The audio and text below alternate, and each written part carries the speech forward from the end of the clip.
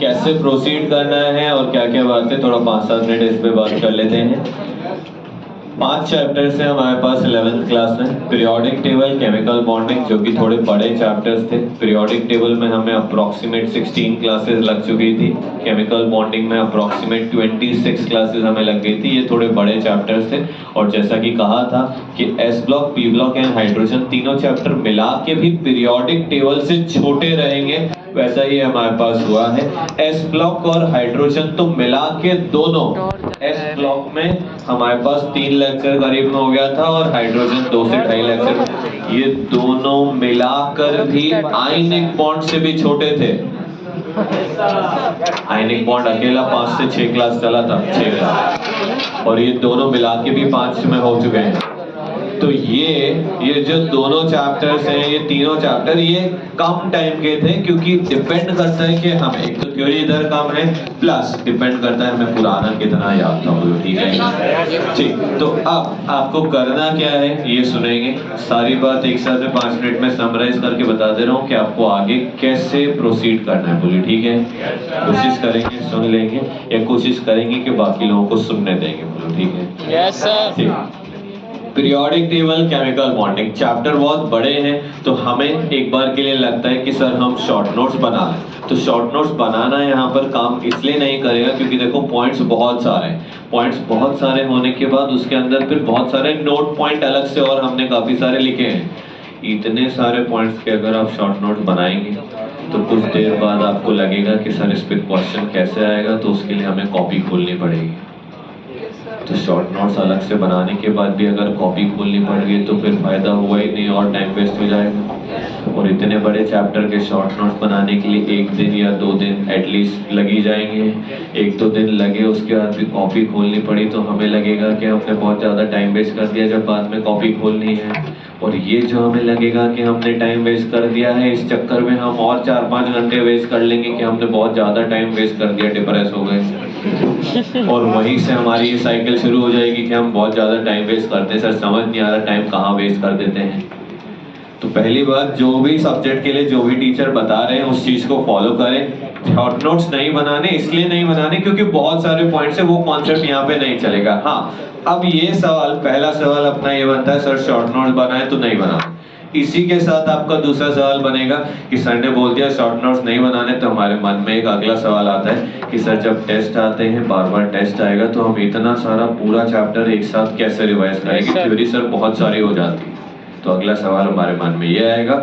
इसका जवाब ये है कि अगर ऐसा सवाल आ रहा है तो हम क्या करें, हम एक खाली पेज उठाएं, उसमें हम पीरियोडिक टेबल के सारे टॉपिक्स लिखें। History, IUPAC nomenclature, identification, sigma, Z effective, radius, IP, EA, EN, at least हमें टॉपिक्स पता होने चाहिए। टॉपिक्स पता होंगे तब टॉपिक्स के अंदर हमें सब हेडिंग्स पता होने चाहिए कि अंदर हमने क्या क्या पढ़ा, ऑर्डर क्या थे, वेरिएशन क्या थे, एप्लीकेशंस क्या थी, क्या अप्रोच हमारी रही, वो हमें पता चलना चाहिए। ये चलने से क्या होगा कि हम एक एक पॉइंट पे अगर फोकस कर पाएंगे। ऐसे ही केमिकल बॉन्डिंग में भी बहुत सारे टॉपिक्स हैं। अरे हैं? Yes sir. जब टॉपिक्स बहुत सारे होते हैं तो हमारा दिमाग एटलीस्ट हेडिंग्स पता होनी चाहिए कि टॉपिक में चल क्या रहा है। क्या आयनिक बॉन्ड अपने आप में 5 से 6 क्लास का है?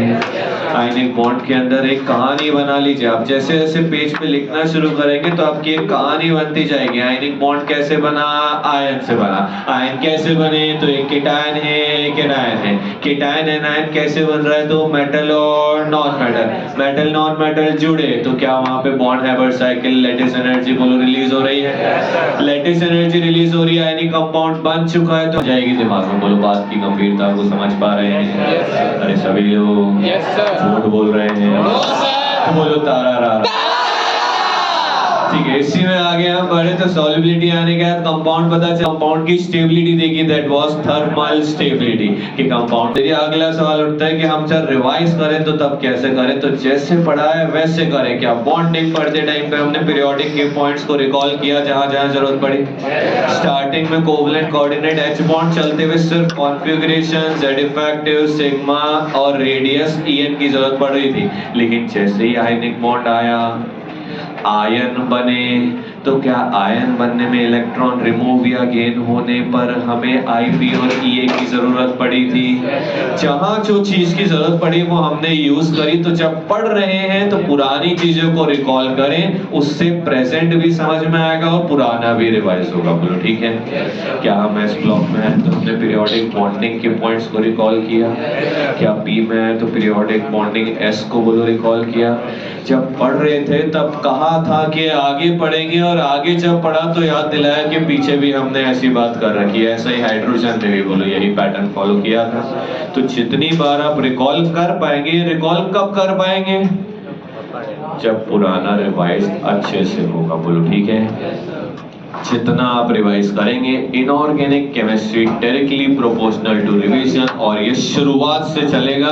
जहां बीच में कमी रही वहीं से फैलना शुरू हो जाएगा। तो ऐसा काम ना करें। बोलो ठीक है ना। अब ये तो हमारी पढ़ाई से रिलेटेड बात है। और अदर समस्याएं जो हमारी रहती है वो ये रहती है कि हम मेहनत कर रहे हैं, नंबर नहीं आ रहे। भाई मेहनत करते चले जाना है, हिम्मत नहीं हारनी है। क्या नहीं हारनी है?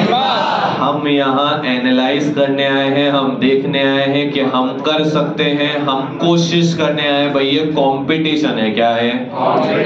ये नीट का पेपर, आईटी का पेपर, ये सब कंपटीशन है। सबका सिलेक्शन नहीं होता है। इस सच को दिमाग में रखना है। जितनी सीट्स हैं उतने ही फॉर्म भरते तो सबका सिलेक्शन हो जाता। दिमाग में अगर बात पता होगी, मेंटली प्रिपेयर होंगे तो अच्छा रहता है। जितनी सीट्स हैं उतने लोग अगर प्रिपेयर कर रहे होते तब तो डायरेक्टली फॉर्म भरते और सिलेक्शन हो जाता। पर क्या सीट्स कम है और अपीयर होने वाले बहुत ज़्यादा हैं। हम कंपटीशन की तैयारी कर रहे हैं, दिमाग में प्रेशर नहीं ले, मेहनत करनी है।